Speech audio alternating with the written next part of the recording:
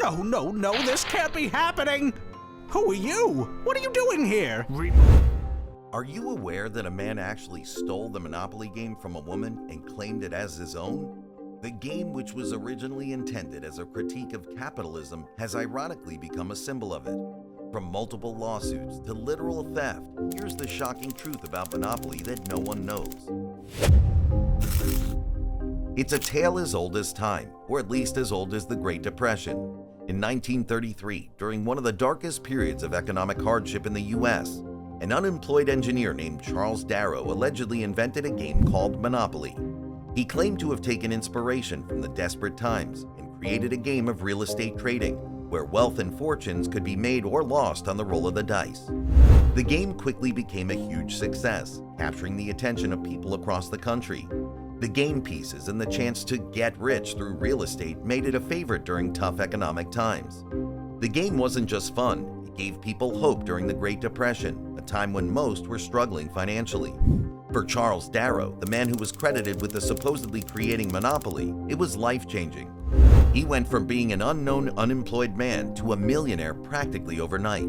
And you know the newspapers loved these kind of stories, presenting it as a real-life example of the American dream, a man who rose from poverty to wealth by using his creativity, inspiring others at a time when many needed something to believe in. However, the story of Monopoly's success hides a more complicated and honestly troubling truth. Charles Darrow wasn't the real inventor of the game.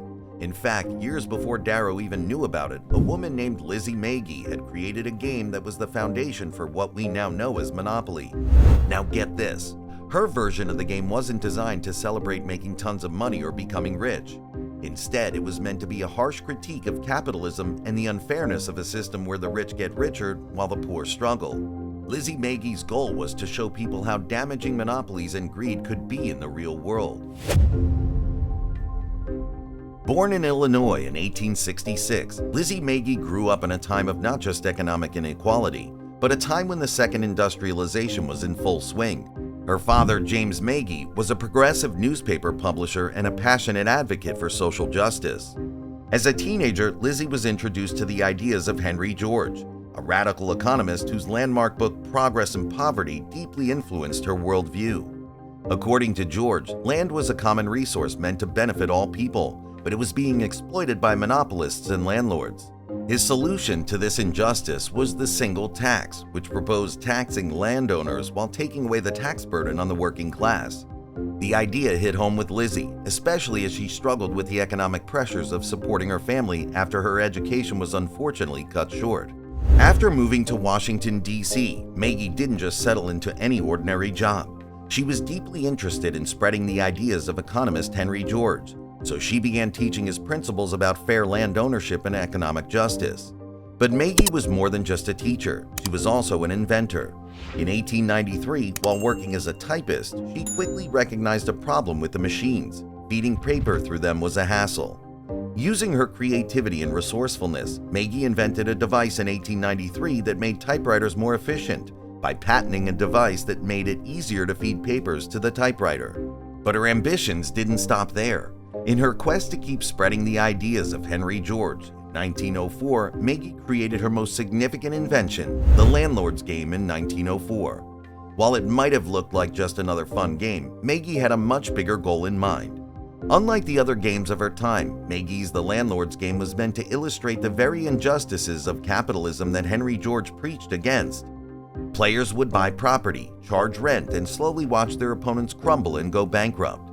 Magie even created two sets of rules, one showcasing the ruthless nature of unchecked capitalism, and another demonstrating the potential benefits of George's single tax system. She envisioned that her game would open players' eyes to the unfairness of the economic system they lived under.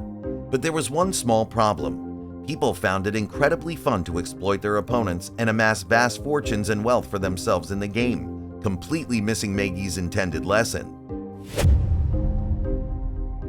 The Landlord's Game slowly gained popularity, not through big advertisements or promotions, but by word of mouth. People across the country began playing it, and each group would often add their own unique twists and touches. It wasn't until a community of Quakers in Atlantic City got their hands on the game, they added their local street names, like Boardwalk and Park Place, to the game board, names that would eventually become iconic in Monopoly. In the early 1930s, Charles Darrow, an opportunist looking for a way to make money during the Great Depression, came across this customized version of the landlord's game. Seeing an opportunity, Darrow changed the artwork, claimed the game as his own invention, and sold it to Parker Brothers, a major board game company at the brink of bankruptcy. When Parker Brothers first acquired Monopoly from Charles Darrow, they had no idea the game wasn't his original invention. It wasn't until after the game became a major success that they began investigating its origins more thoroughly. It didn't take long for them to realize that Darrow had copied the game almost entirely from the landlord's game created by Lizzie Magie. Her game had already fallen into the public domain, meaning Parker Brothers could legally exploit it without having to give her proper credit.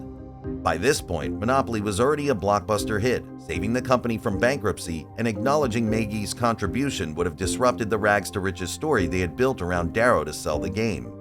But Lizzie Magie wasn't one to back down. Furious at the injustice, she took her story to the press in 1936, relentlessly giving interviews to the Washington Post and the Washington Evening Star to expose the truth about the landlord's game and her vision behind it. Her bold move forced Parker Brothers into action. To keep her quiet and avoid further damage to their carefully crafted narrative, they offered her a meager $500 for the rights to her game and promised to publish some of her other inventions.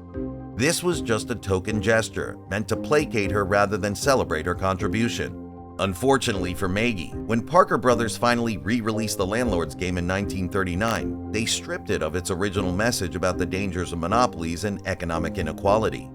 The game no longer reflected Magie's critique of capitalism, and her role in Monopoly's creation was all but erased from the public memory.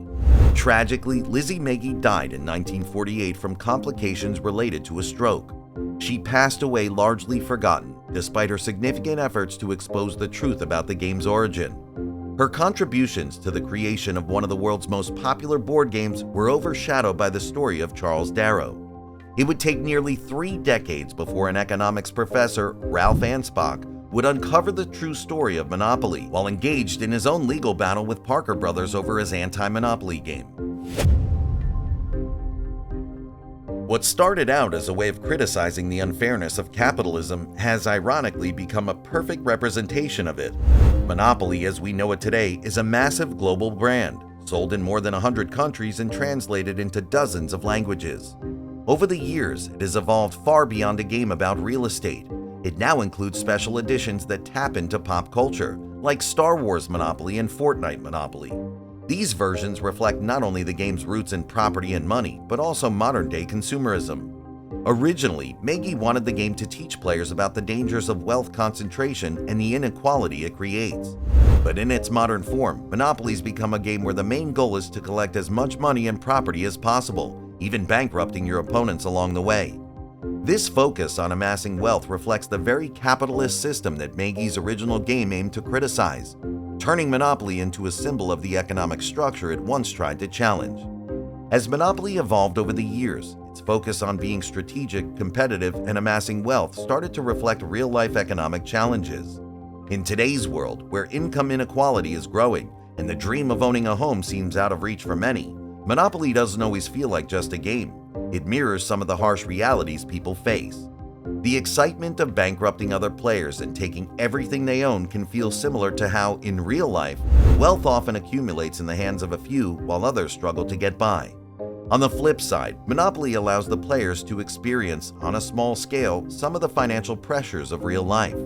Whether it's the anxiety of losing everything because of a bad investment, or the relief of landing on free parking, a moment of luck that, in real life, can feel hard to come by, the game taps into both the frustrations and hopes that come with money and competition. Monopoly has come a long way from its modest and controversial beginnings. What started as a small, socially conscious game designed by Lizzie Magie to highlight the flaws of capitalism has transformed into a global success enjoyed by millions of people. Ironically, the game that once criticized the greed and inequality of the capitalist system has now become a symbol of it. Over time, it has both reflected and reinforced the idea that accumulating wealth is the ultimate goal. Despite its history, the game's continued success and popularity shows a simple truth. While many people may criticize the unfairness of the system, there's still something about the promise of wealth that draws us in, even if it's just through colorful paper money on a board.